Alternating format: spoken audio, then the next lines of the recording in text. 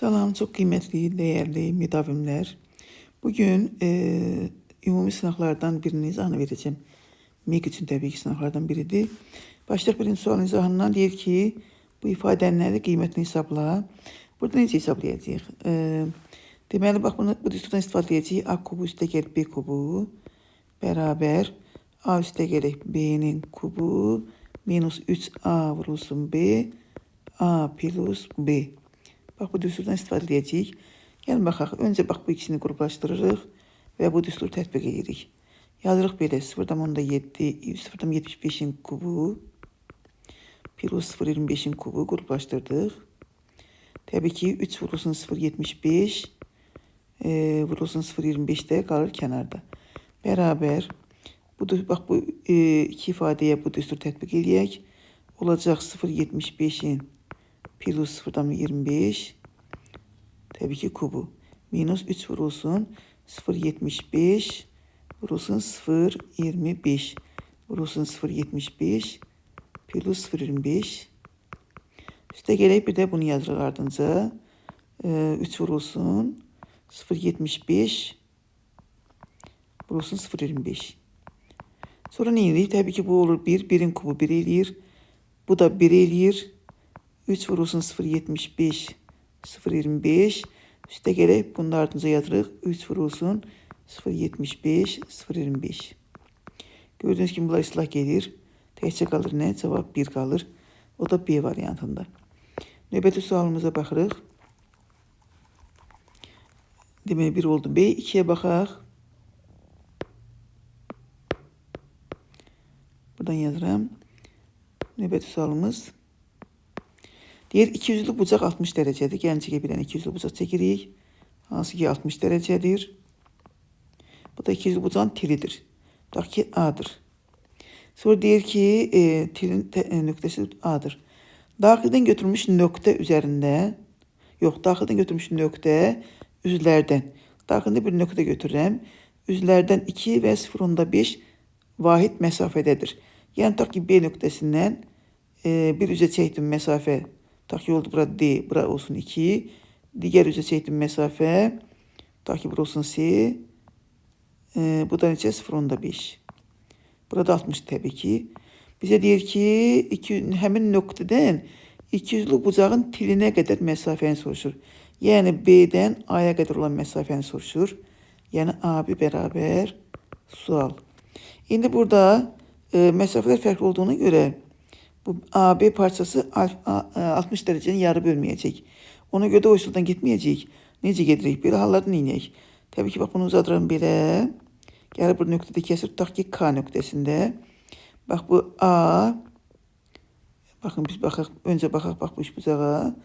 AD, K düzbucaq üçbucağına baxırıq. Bura 60 olduğuna görə onda bu bucaqda 30 olacaq. Onda bax bu üçbucaqdan bax bu üçbucaqdan baxırıq. KCB üçbucağına düzbucaq üçbucağında. Deməli 30 dərəcə bucaq qarşısında duran KD 0,5 olduğuna görə hipotenuz yəni BK olacaq 1. Burada toplam olacaq necə? 3. Yenə baxırıq yenə qırmızı üçbucağa. Bax bu AKD üçbucağına. 60'ın qarşısında 3 durub. Onda 30'un qarşısında duracaq kök altında 3. Daha sonra nə edirik? Baxırıq axtardığımız tərəfi olan üçbucağa. Yəni bax bu üçbucağa. Bax bu üçbucaqdan arıq ki ona deyim x deyim bir dənə. Ona bir dənə x deyim. AB'ye bir x deyək. Deməli x orada hipotenuzdur. X'in kvadratı bərabər. Bax bu 2'nin kvadratı. Üstə gələk 0,3'ün kvadratı. Yəni x kvadratı bərabər 7. Buradan da x bərabər kök 7 olacaq. Kök 7 də D variantında görürük. Növbəti sualımız 3-cü suala baxaq. Baxaq görək 3-cü sualda nə deyir? 3-cü sual deyir ki fx funksiyası nəyə bərabərdir? X kvadratı plus ax plus b. Deyir ki funksiyasına y bərabərdir 2x, y bərabərdir 2x minus 3 düz xətti A -2 5 nöqtəsində toxunur. Yəni sxematik çəksək, tutaq ki bu paraboladır. Bu da toxunma nöqtəsidir. Bax, tutaq ki A nöqtəsidir. Koordinatlarda -2, 3'dür. Bu nokta ne demek? Tokunursa böyle çıkıyor ki bu fonksiyonun grafik üzerindedir. Yani fonksiyonun grafiği a menfi 3 değil 5'tir. 5'tir. Bu 3'tür. Bu üçünü karıştırdım. 5'tir. Menfi 5. Bu menfi 5 noktasından keçir. İndi deyək ki, neyin? B çıx A fərqini tapaq. Neyin? Öncə, bax bu toxunma nöqtəsi qaydaya görə funksiyanın törəməsinin toxunma nöqtəsindəki x0 toxunma nöqtəsindəki qiyməti toxunanın bucaq əmsalına, yəni k-ya bərabərdir. Bizdə də k2 daxı. İndi törəməni alaq. 2x plus a. Bizdə də k neçədir? 2. Toxunma nöqtəsi neçədir? Mənfi 2. Yani olacak x'in yerine menfi 2 koysam, x0'ın yerine menfi 2 yazsam, menfi 4 plus a beraber 2, a beraber 6 olacak. Şimdi b'nin necə tapaq? Gəlin a'nın qiymətini yazım yerine fx beraber x kvadratı plus 6x plus b. B'nin tapmaq üçün təbii ki bu nöqtə istifadə edəcəyik. Axı nöqtədən keçir funksiyanın grafiki. Ona göre de x'in yerine menfi 2, y'nin de yerine, yani f'in yerine 5 yazacağıq. 5 beraber menfi 2'nin kvadratı yani 4. Menfi vurdum 6'ya menfi 12 plus b. Buradan da aldık b beraber 13. Bizden soruşup b çık a. 13 çık 6 olacak 7. 7 de b varyantında. Növbəti sualımız. Növbəti sualımız. 4. sual. 4. sualda deyir ki fx funksiyası verib. Hansı ki 3x kvadratı bölünsün bir üstə gəl x üstü 4'tür. Funksiyon deyir en böyük tam qiymətini, yəni qiymətləndirməni söhbət gedir. Tapın. Bunu təbii ki törəməyini tapa bilərsiniz, amma bunun daha asan versiyası nədir bu tip misallarda? Bax, istifadə edəcək koşu bərabərliyindən. Əgər a ilə b hər ikisi müsbət isə, onda a üstə gələk b böyük bərabər 2 kök altında a vurulsun b. Əgər a ilə b hər ikisi mənfidirsə, a üstə gələk b kiçik bərabər əksinə menfi 2 kök altında a, b. Bak bu düsturdan istifadə edəcəyik. Gəlin baxaq. Tətbiq etmək üçün öncə neyiniyək? Sonra kəsin surət və məxrəcini x kvadratına bölək. Olacaq 3 bölünsün 1 bölü x kvadratı plus x kvadratı. İndi bax məxrəci ayrıca yazıram. 1 bölünsün x kvadratı plus x kvadratı. Təbii ki x kvadratı nədir? Müsbət olduğuna görə koşu bərabərliyin bu versiyasını istifadə edəcəyik. Böyük bərabər 2 vurulsun kök altında 1 bölü x kvadratı vurulsun x kvadratı. Bu da ne diyecek? 2. Yani kəsirin məxrəci 2 və 2'den böyükdür. 2 və 2'den böyükdürsə onda kəsirin öz qiyməti kiçik bərabərdir. 3 bölünsün 2. Yani 1 onda 5. Deməli bunu ayırın belə. Deməli funksiyamızın nəticədə aldıq nə? Gəlin bunu eşit sərgəli yazın belə. Yani nəticədə aldım nə? Fx kiçik bərabər 3'ü böldüm ki 1 onda 5. Bizə deyir ki, funksiyanın ən böyük tam qiyməti 1 onda 5'dən kiçik olan ədədlərin içərisində ən böyük tam ədəddə 1 olacaq B variantı. Növbəti sualımız. Növbəti sualımıza baxaq. 5-ci sual. 5-ci sualda deyir ki, şöyle yazalım. 5-ci sual deyir ki, fx funksiyası bərabərdir tangens x plus 3 kotangens x. Hansı ki x hardadır? 3-cü rübdə. 3-cü rübdə bildi ki tangens də kotangens də x də müsbətdir. Tangens x də kotangens x də hər ikisi müsbətdir. Bizə deyir funksiyanın ən kiçik tam qiymətini, yeni qiymətləndirməni söhbət gedir. Yeni koşu bərabərliyini tətbiq edəcəyik. Müsbət olduğuna görə alacağıq ki böyük bərabərdir. Buradan yazıram. 2 vurulsun kök altında tangens x vurulsun 3 kotangens x. Tangens x ile kotangens x'in hasılı 1 olduğuna göre beraber olacak 2 kök altında 3. Yani kök altında 12. Neticede ne aldım? Fx büyük beraber kök altında 12. Bize der ki fonksiyonun en kiçik tam kıymetini. Kök altı 12'den büyük olan en kiçik tam ədəd tabii ki 4'tür. Cevabımız 4 olacak A variantı. Növbəti sualımız 6-cı sual. 6-cı sualda deyir ki məxrəci 30 üstü 4 olan düzgün kəsirlərinin neçəsi sonludur. Sonlu kəsirlərin sayını tapmaq üçün öncə vuruqlarını ayırırıq bunu. Yazıram 30 üstü 4'ü, 3 üstü 4, 2 üstü 4, 5 üstü 4. Sonluların sayını soruşanda 2 və 5'ləri saxlayırıq. Qalanları qalır. Olur nə? Qalır nə? 10 üstü 4. O da axırda da 1 çıxırıq. Həmişə düzgün kəsir olduğuna görə 1 çıxırıq. Bu olur məxrəci 30 üstü 4 olan kəsirlərdən sonda olan kəsirlərin sayı. Bu da variant şəklində deyil, belədir. Cavabımız 10 üstü 4 çıxılsın 1. Bu şəkildə saxlayırıq. Keçək növbəti səhifəyə. Növbəti səhifəyə keçək. Bir dənə vərəq gətirim.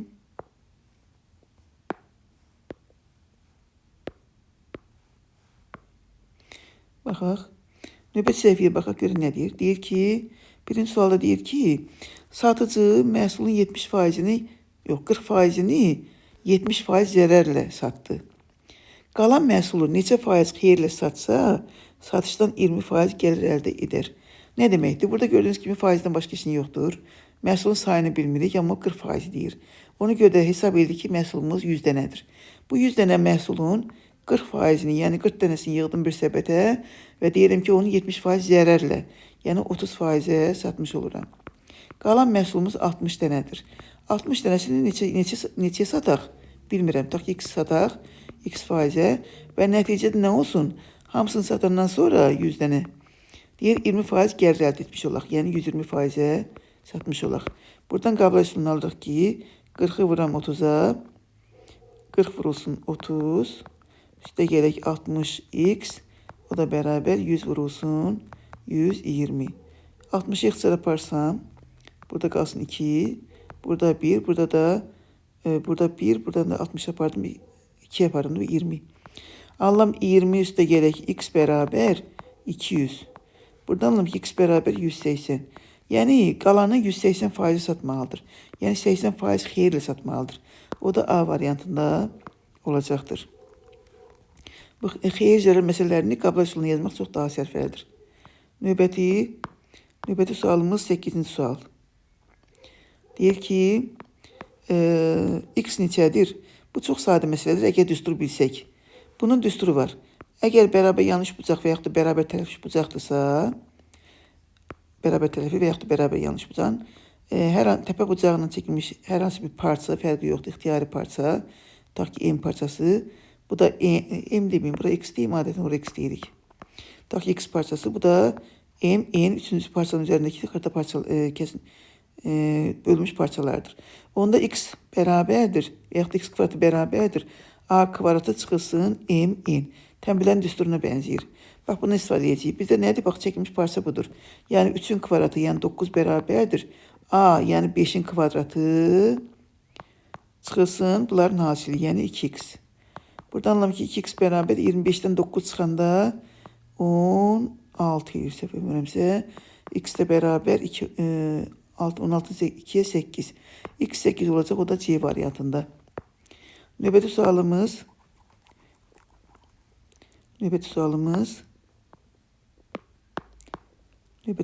baxaq. 9-cu sual. Baxaq, görək nə deyir 9-da. Deyir ki, ABCD paraleqramdır. AM tənbüləndir. Yəni, bunlar alfa, alfa. Çarpaz olduğuna görə burada alfa olacaq. AB 5'dir. AB 5'dir. Bura 5'dirsə, burada 5'dir. Təbii ki, bax, bu ABM bucağı bərabər yanlış bucaq olduğuna görə BM də 5 olacaq.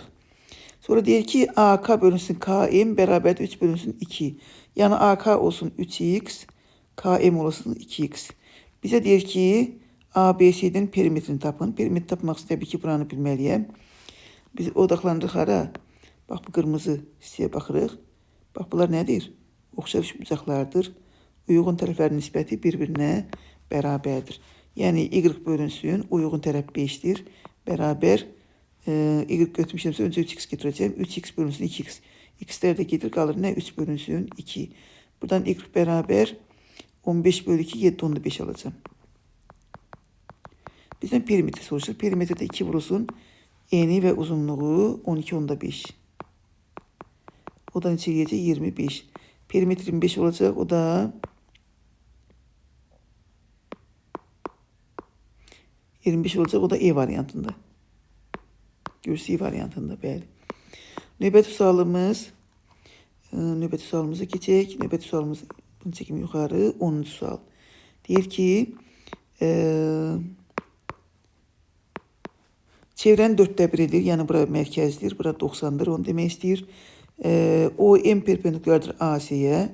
Yəni burada 90'dır. Deyir ki AM bölünsün AO kök 3 bölünsün 2. Bucaq deyəni soruşur. Yəni x'i. Gəlin bunu biraz böyüdüm. AM bölünsün AO. AM tak ki bura kök 3x'dir. Burada 2x'dir. Önce buranı tapım. Tak ki bura beta deyirəm. Bak düz bucaq görüyor. Oradan alalım ne? Kosinüs beta beraber. Oradan yazıram. Buradan yazıram. Buradan yazım. Ya da ki yukarıdan yazım. Çelgeli. Bakın yazıram buradan. Bak bu iş bucaqdan bakın. Bu iş bucağa baxırıq. AM o iş bucağına baxırıq. Kosinüs beta. Niye kosinüs götürürüm? Çünkü bitişik kaydet var. Bitişik kaydet kök 3x. Hipotenuzda 2x. X'ler de gelir. Kök 3 bölü 2. Buradan alalım ki beta neçəymiş? 30'muş. Onu buranın şərqə salım. Yuxarıdakı bucağı yazıram 30. Buraya yazıram 30. Bizden soruşdu buranı. İndi baxaq. Bura 90'dır. Bura her zaman 135'tir. Niye? Çünkü bak bu çevrənin 1/4'idir. Bak buradaki bu bucaqlar həmişə 90 dərəcənin qarşısında duran bucaqlar. Şərqə çəkin biraz. Bak bu bucaqlar həmişə 135 olur. Niye? Çünkü burada 90 olduğuna göre uygun mərkəzi bucaq 270 olur. Bu da 270'e uygun daxil çəkilmiş bucaq olur. Ona göre de burada 135 olur. Həmişə yadda saxlayaq bunu.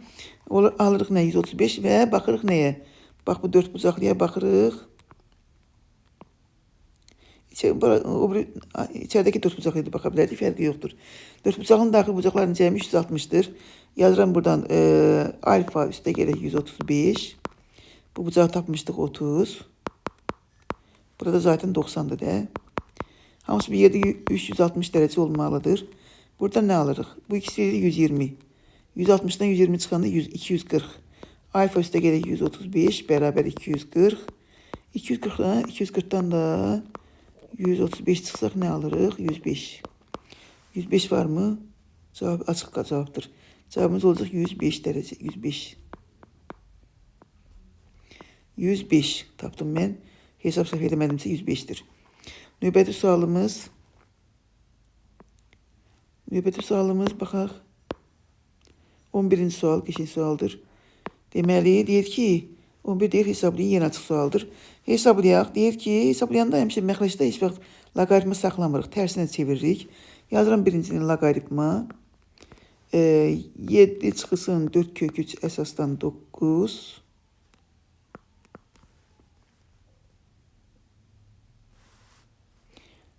Deyəsən bunu səhv yazmışam. Üstə gələk loqaritma 3 əsasdan bəli səhv yazmışam. Bunların yeri dəyişik olmalıydı. Belə olmalıydı. Bax 3 əsasdan belə.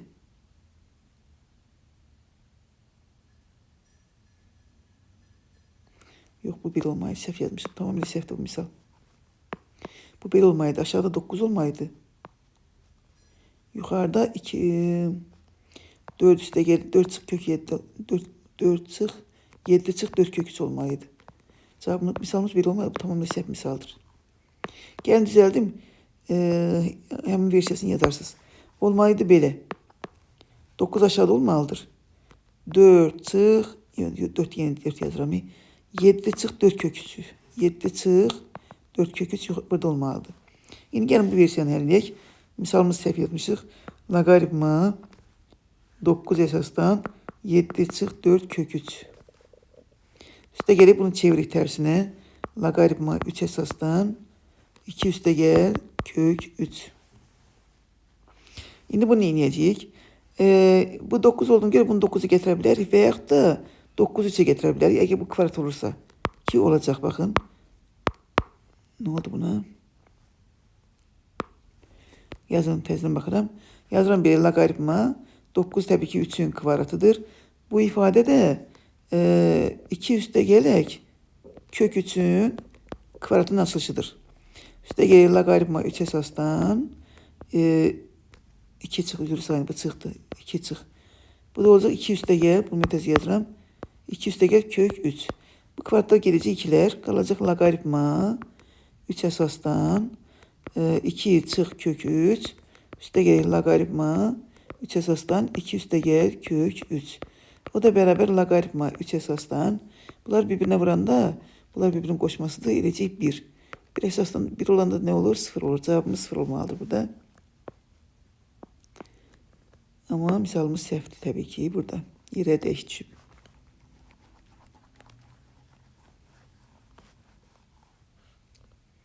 Növbəti sualımız 12-ci sual.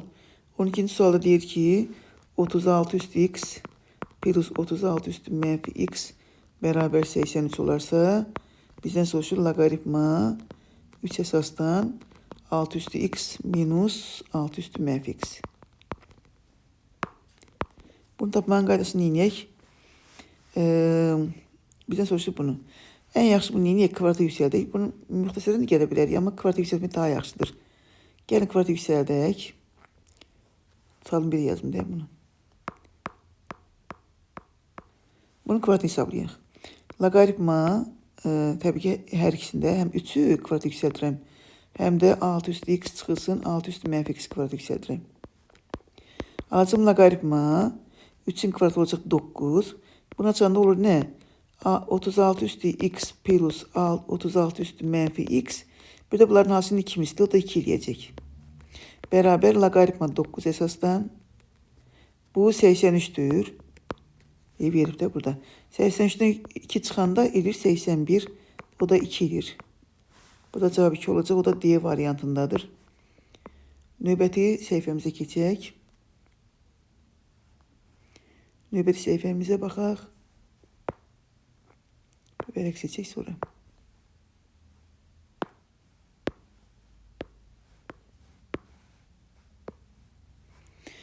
Baxaq, növbəti səhifədə nə deyir? Deyir ki, növbəti sual.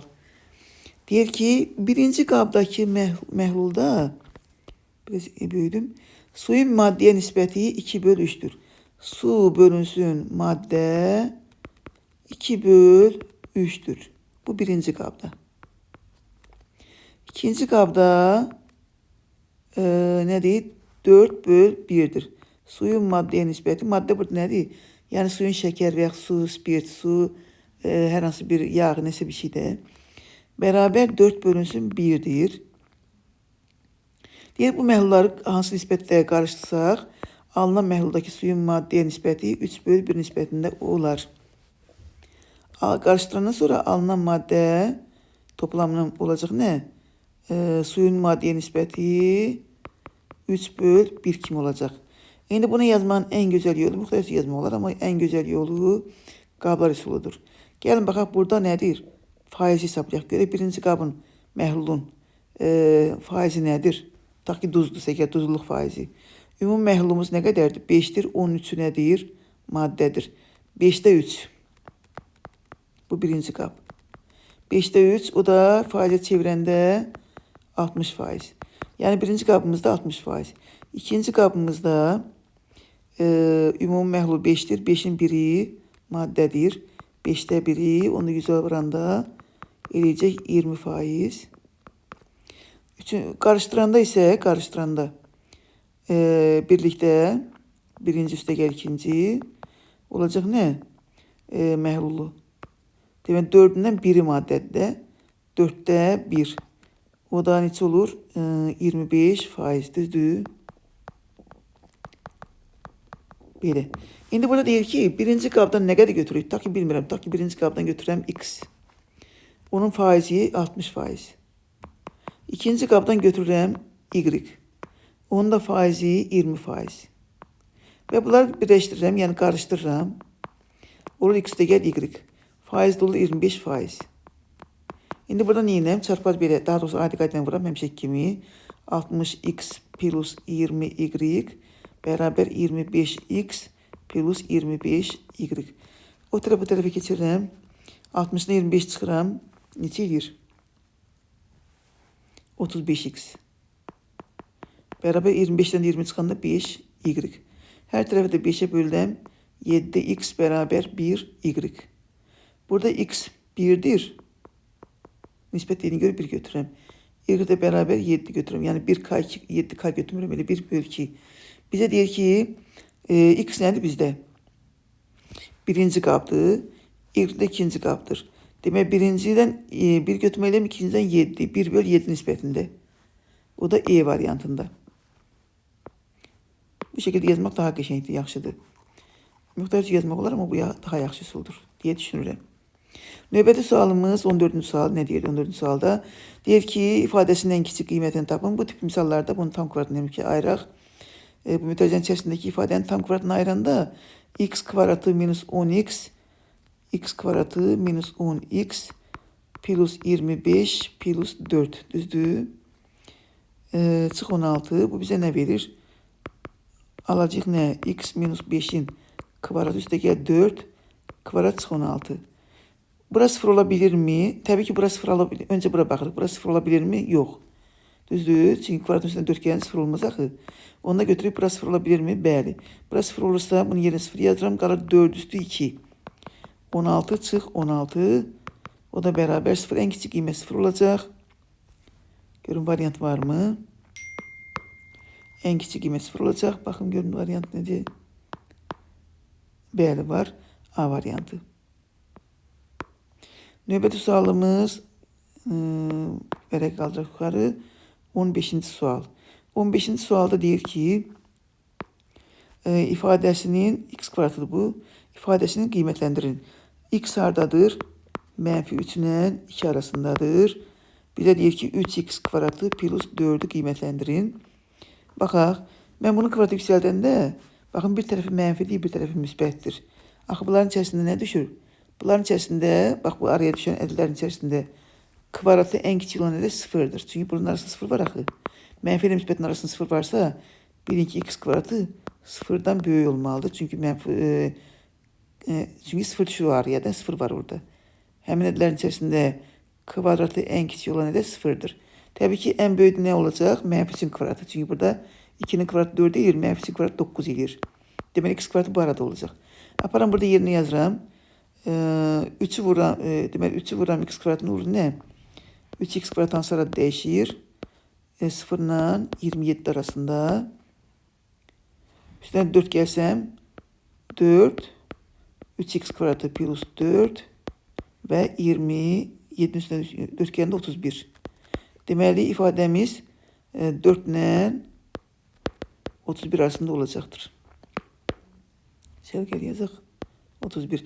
İfadəmiz, bax bu ifadəmiz 4 ilə 31 arasında olacaqdır. Növbəti sualımız 16-cı sual. Deyir ki, bərabərsini həll edin. Loqaritma x əsasdan kök altında 3 kiçik 0. Loqaritma nə vaxt 0 olur? Loqaritma a əsasdan b nə zaman 0 olur? Ya a 1'den böyük olmalıdır. B ise 0'dan 1 arasında olmalıdır. Yani biri 1'den büyük, biri 1'den küçük olmalıdır. Ya da tersine A 0'dan 1 arasında olmalıdır. B ise 1'den büyük olmalıdır. Bak bu iki versiyanın birinde mənfi olur. İndi bizde kök altı 3 1'den büyük olduğunu göre gerek ki ne olsun? X 0'dan 1 arasında olsun. Yani cevabımız 0-1 arası olacak. O da hansı varyant? D varyantı. E yok ha, D varyantı.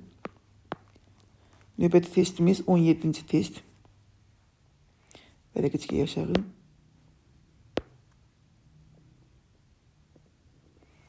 17. testə baxaq görək nədir 17. testdə. Deyir ki, loqaritma 3 əsasdan kvadrat təbii ki, x kvadratı minus 6 loqaritma 3 əsasdan x minus 1 tənliyinin köklərinin hasilini tapın.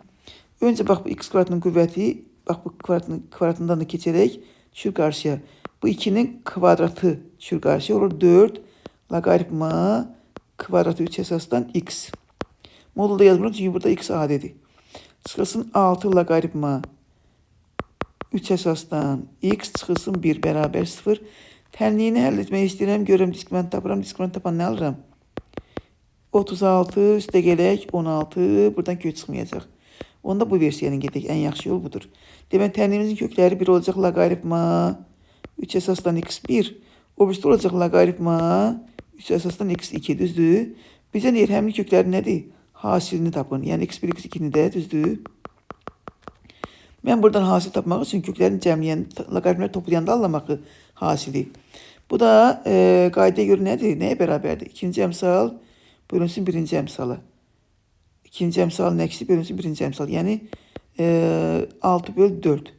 Buradan anlayalım ki, loqaritma 3 əsasdan x1, x2 bu üsuldan çox qəşəng olur. Bu da x-a gələndə qalır neçə? 2-də 3. Yəni x1, x2 bərabərdir. 3 üstündə 2-də 3. Yəni kök altında 3 üstü 3. O da kök altında 27 olacaq. Baxın, kök altında 27 D variantında. Növbəti testimiz, sualımız 18-ci sual. Gəlin baxaq 18-ci suala. Nə deyir 18-ci sualda? Deyir ki, AB 1'dir. Gəl şəkildə buradan geçit çəkeyim. Gördüğünüz kimi şəkildə də verilib. Belə verib. C, D toxunandır. C, A da toxunandır. Toxunanlar bir-birinə bərabərdir. D toxunma nöqtəsində bir dənə bir parça xət çəkib perpendikulyar. Bir olur B. Sonra bize ne diyor? Deyir AB 1'dir. B'si 4'tür. Onda AC toxunan neçədir? 5. C'de toxunan da 5 olacaq. Bizdə soruşur BD-ni. Bəli, qəşəng bir aldıq. Bax, düz bucaqdan. Bura 5 deyir. İpitomuz 5'dir. Katet 4'sə onda burada 3 olacaq. D variantı. Növbəti səhifə.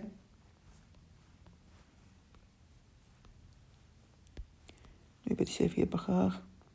Gəlin bir vərək çıxardaq buradan yenə.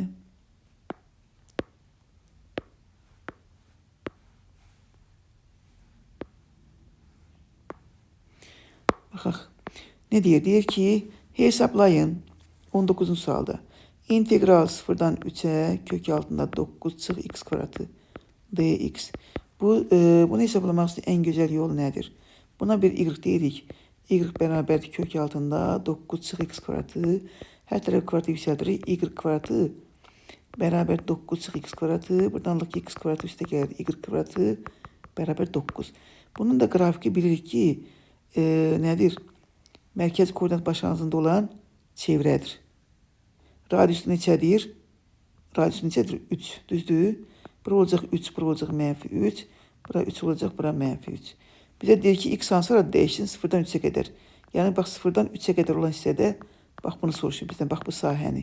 Bu da bizim çevrəmizin radiusu 3 olan dairəmizin 4'də 1'idir. Yəni, bu bərabər olacaq 4'də 1, dairənin sayısının 4'də 1 pi, r kvadratı, r neçədir? 3'dür, 3'ün kvadratı 9. Yəni, 4'də 9 pi. O da neçə eləyir? Cevap var mı? Yoktur.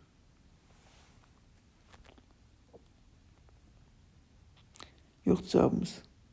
4'te 9 yoktur. Düz tapdım ben. Dairemizin 4'te 1 0'dan 3'e kadar 9 pi'nin 4'te 1'i de düzdür. Cevabımız yoktu burada. 4'te 9 neçə eləyir? 25 eləyir, elə mi? Yoktu 25 pi. 2 tam 25 pi. Olmalı cevabımız. Növbəti sualımız. Çox təəssüf ki, cevablarda səhvlik var. Bəzilərində. Cevablarda yox. Birində səhvlik var. Bir də bir misalda səhvlik vardı. Baxaq, testlər də olur bəzən. Növbəti sualımız. Deyək ki, bərabərsizliyin tam əllərinin sayını tapın. Burada modul x çıx 2 var. Bunun en güzel yolunu inirik. Bir dəfə toplayırıq, bir dəfə çıxırıq. Olur nə? X çıx 2, x üstə gəl 2. Bunda vurğularını ayırıq, nə alırıq? X çıx 2, x üstə gələk 1. Kiçik bərabər 0. 2'dən x çıx 2 var. X çıx 2'nin kvadratı, x üstə gələk 2, x çıx 1. Modul x çıxısının nəsə bir olanda bunu bir dəfə toplayıb, bir dəfə çıxa bilərik. Saxtarı 0'dırsa. Neyinirik? Kiçik bərabər 0. Bunu intervolasyonu həll edirik. Bunun 0'ı -2, içi dolu. Bunun 0'ı yox, bura üstə gəl 1'dir. Bu vurğularında üstə gəl 1 olur. Bunun 0'ı üstə müsbət -1'dir, içi dolu. Bunda 0'ı 2'dir, içi dolu. Ama bunun kuvveti nedir? Tekrarlanan kök olduğuna göre cüt derecede. Tekrarlanan kök olan da bunun etrafındaki işaretler eyni olur. İntervallara ayırırıq. Yani işarəni değişmir de ona göre cüt derecesinin olduğuna göre. Tabii ki bura müsbətdir. X'in emsalları müsbət olduğuna göre müsbətten başlayırıq. Yine müsbət, mənfi, sonra müsbət. Bizden soruşur ne? Sıfıra çeviren kıymetler, bir de mənfi olan kıymetler. Mənfi olan aralık buradır. Mənfi 2 ile 1 arasında, mənfi 1 arasında. Bir de kenarda kalan təkcə sıfır olur. Sıfıra çeviren kıymet 2'dir. Bizden soruşur ne? Tam ellerinin sayını mənfi 2, mənfi 1, bir de elə 2'nin özü 3 tane. C variantı. Növbəti sualımız 21.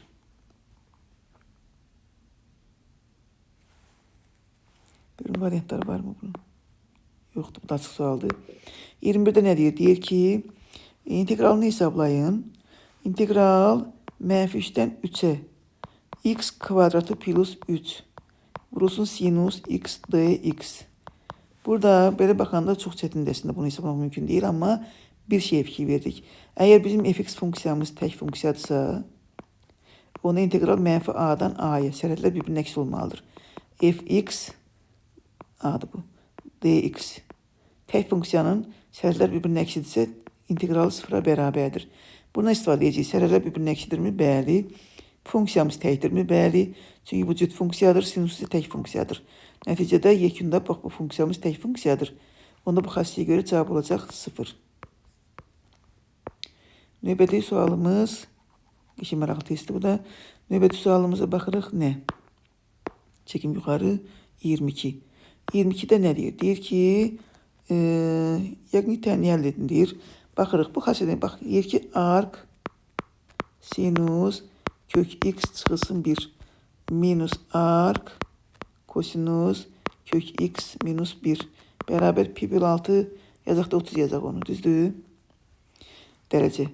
Bir de bildik ki arc sinus x minus 1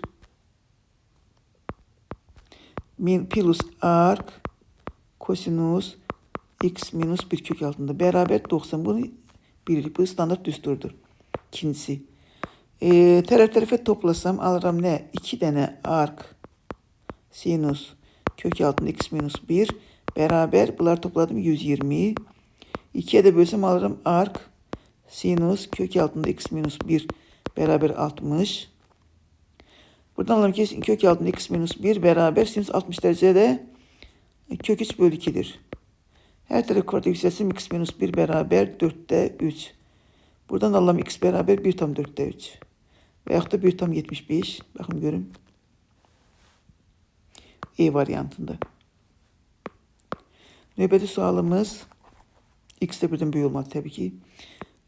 Daha doğrusu birdən kiçik olmalı. Çünki kökün altı mənfi olmaz da bax buranı.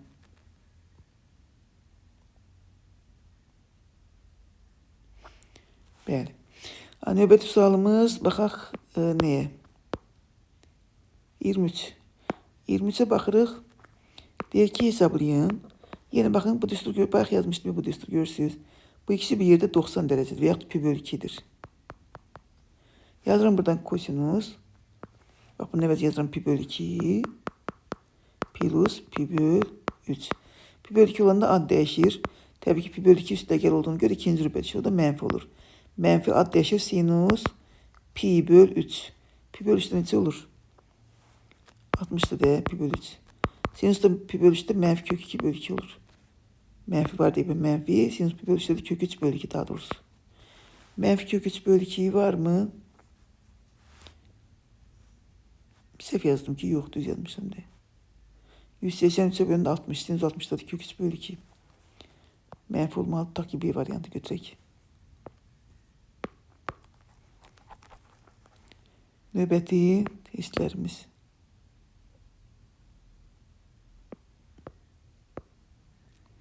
%24'te deyir ki F figurunun F1 proyeksiyası ile arasındaki bucak 45 derecedir.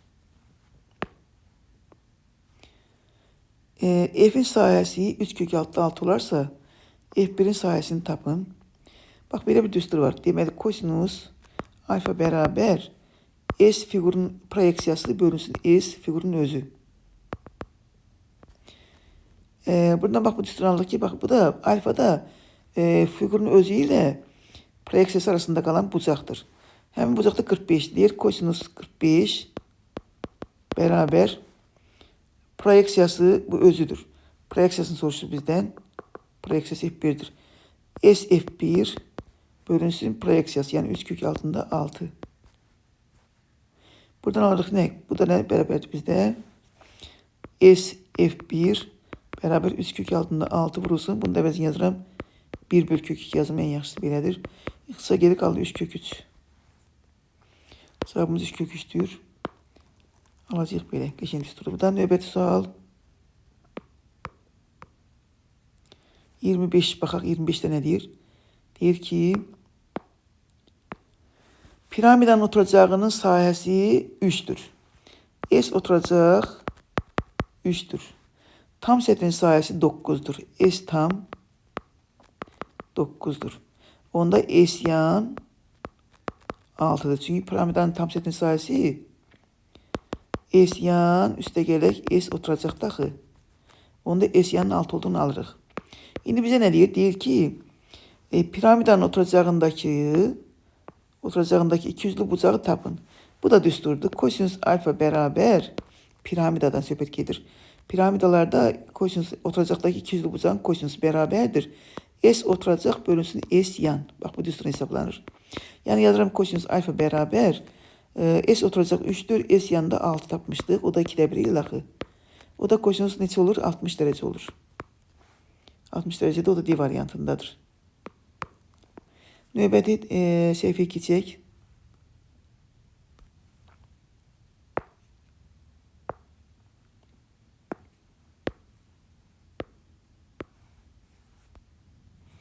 Baxaq görək nədir?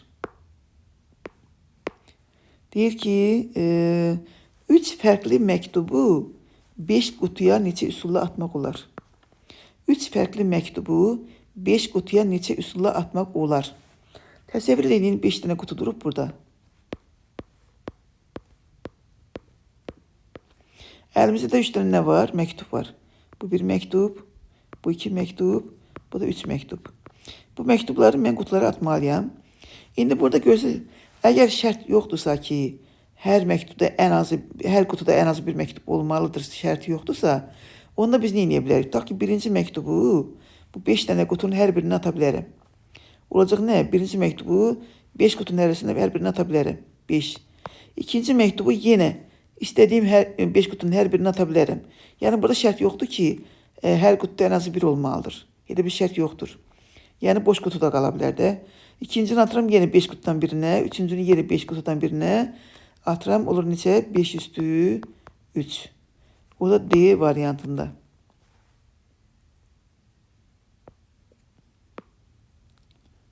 Belə.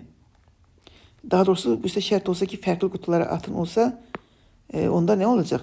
Əgər desək ki, 3 fərqli məktubu 5 qutuya fərqli üsulla sözü olsa əgər, onda tutaq ki, 5 qutu deyil, fərqli üsulla at desə. Birinci məktubu 5'ində birini atıram. İkinci məktubu fərqli qutu dediyine göre attığım qutuya yox, yerdə qalan 4'ündən birini atıram. Üçüncünü də yenə o ikisini çıxıram, çünki onları zaten atmışam. Diğer fərqli dediyine göre birinci ve ikincini attığım qutuları yox, başqa fərqli qutuya. Yəni yerdə qalan 3 qutudan birini atacağım. Əgər deseydi, fərqli sözü deseydi, biri yazardıq. Fərqli demədiyine göre 5 üstü 3 olacaq D variantı. Yəni məsələlər bir-birinə bənzəyir. Diqqətli olmaq lazımdır. Növbəti 27. sualda deyir ki, nənə, baba və 4 nəvədir bu. Dəyirmi masa ətrafında əyləşirlər. Neçə halda nənə, baba yan yana oturmaz? Çox oturmaz.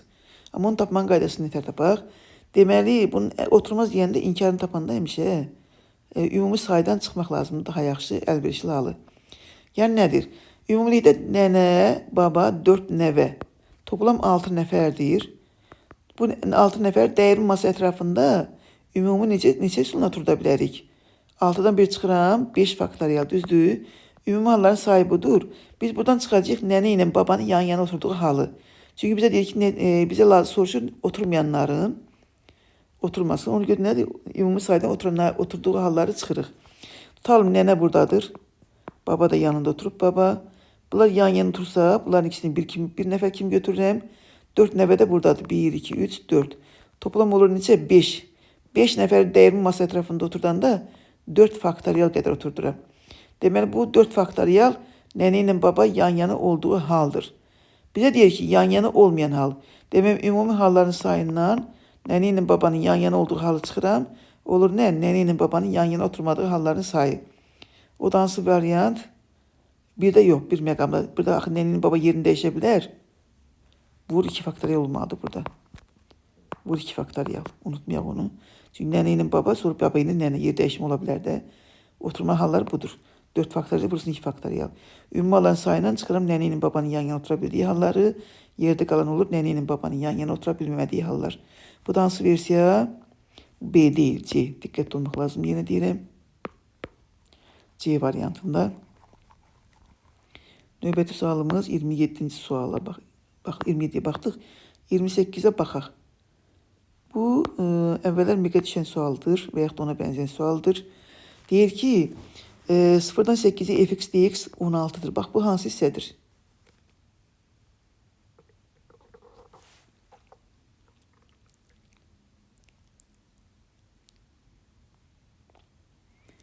Bizdən soruşur nəyi bunu? Yəni bunu soruşur da baxın. Bax bunu soruşur bizdən.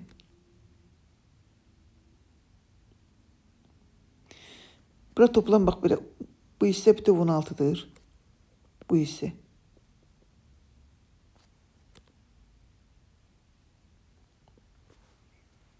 Gəlin bir də baxaq. Bir də baxaq. Bir də baxaq. Bax deyir ki 0-dan 8'ə qədər fx dx 16'dır. Bax bir hansı hissədir bax bu. Fx funksiyası bu olduğuna görə.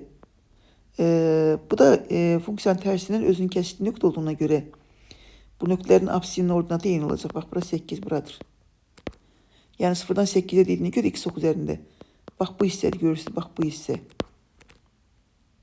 Bura 16'dır. Bizdən soruşur nəyi? Baxın.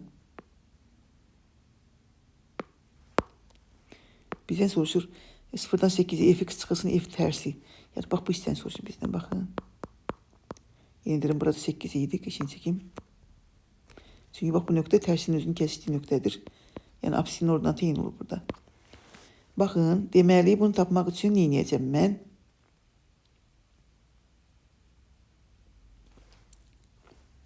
Baxın, buna baxın. Tapmaq üçün nə edəcəm?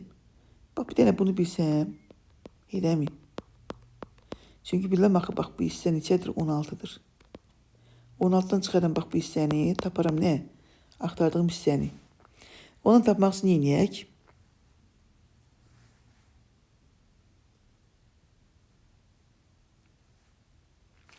Gəlin bax buna x deyim.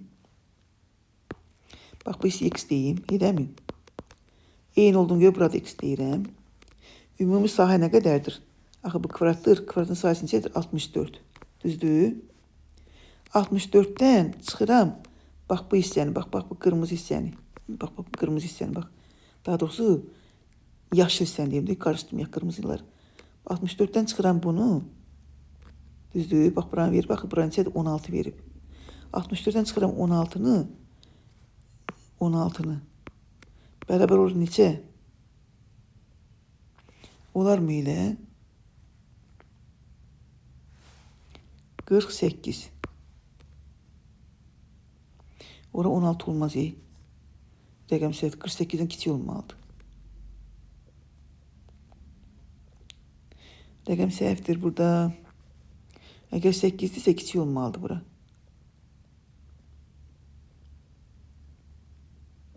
3 götürək bunu.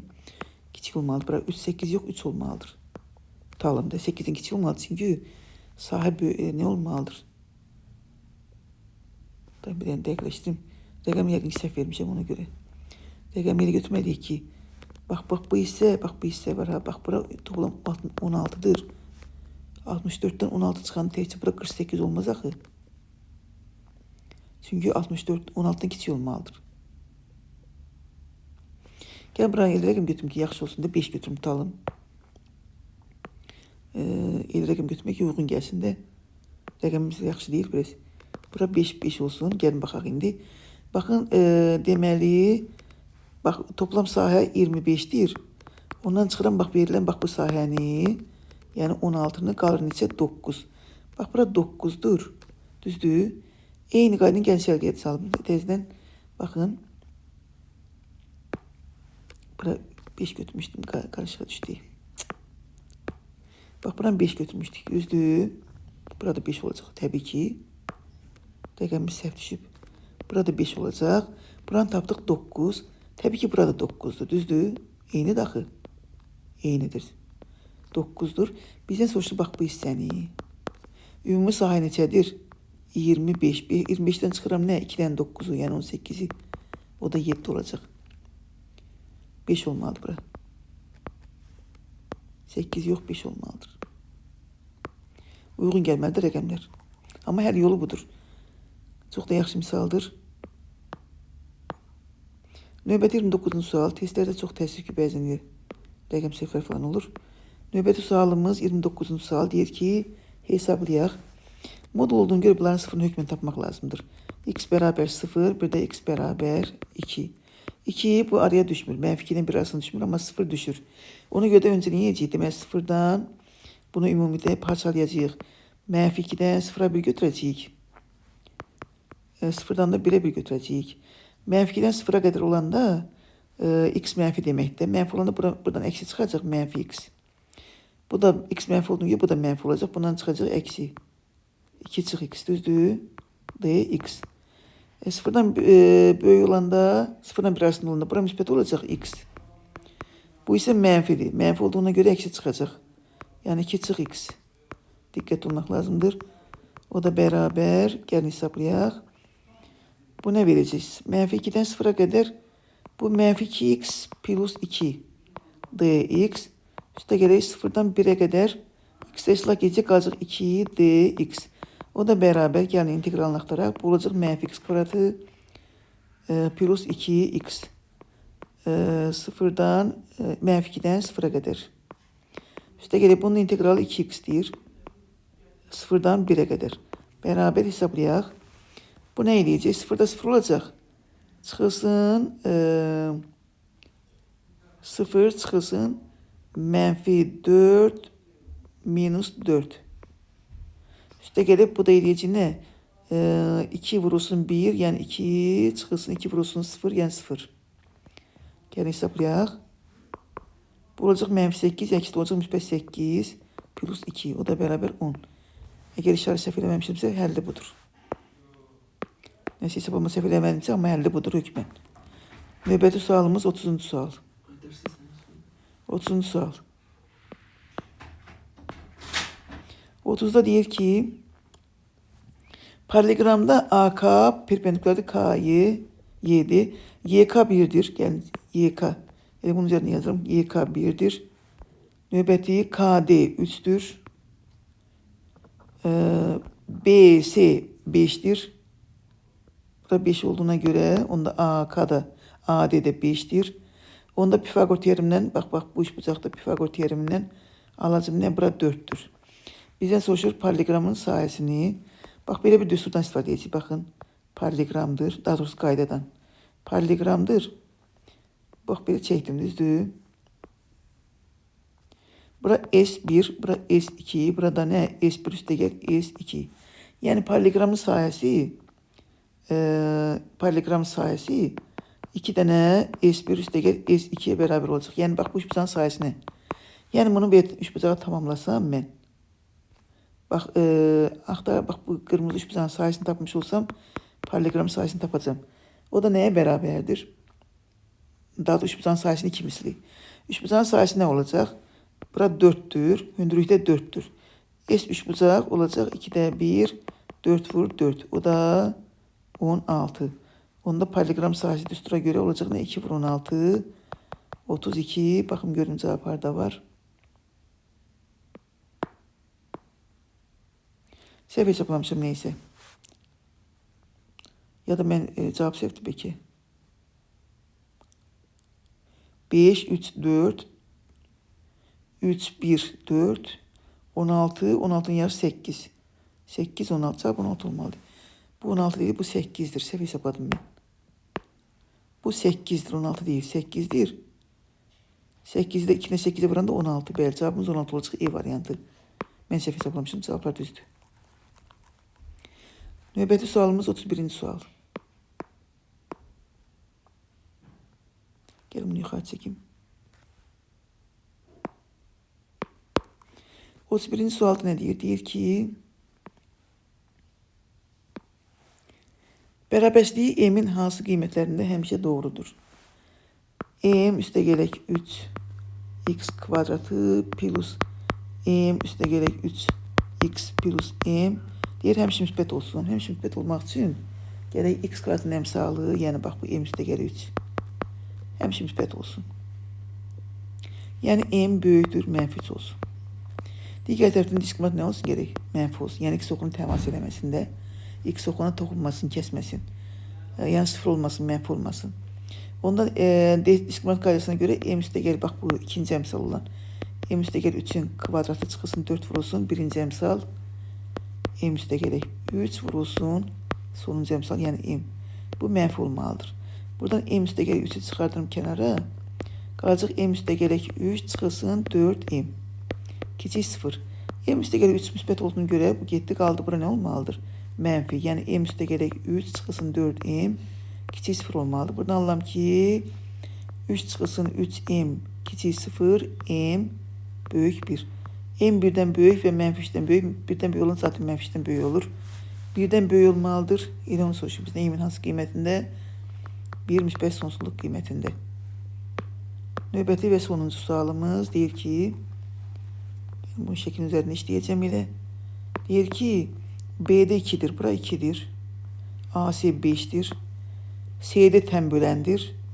ADC'nin sayısını soruşur bizdən. Yəni bax bu işimizin sayısını soruşur bizdən. Bax bu yaşlı işimizin sayısını soruşur bizdən. Bax temböləndir, görürsünüz temböləndir. C'de temböləndir. Və tembölən üzərində olmuş nöqtədən bir dənə perpendikülər çəkilibsə, o bir tərəfə də perpendikülər çəkə bilərik. Bunlar bir-birinə bərabər olur. Bura 2 olduğuna görə burada 2 olur. Və salam. Üçbucağın sayısı nəyə bərabərdir?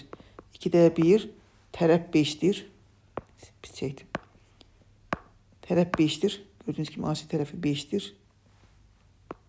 Və həmin AC tərəf çəkilmiş hündürlük də 2'dir. O da bərabər 5 olacaq. Və salam. Bəzi səhvlər vardı. Misallarda rəqəm səhvləri falan. Amma ümumilikdə testimiz çox gözəl testdir. Vəssalam. Növbəti testlərdə görüşərik, növbəti videolarda görüşərik. Sağ olun, salamat qalın.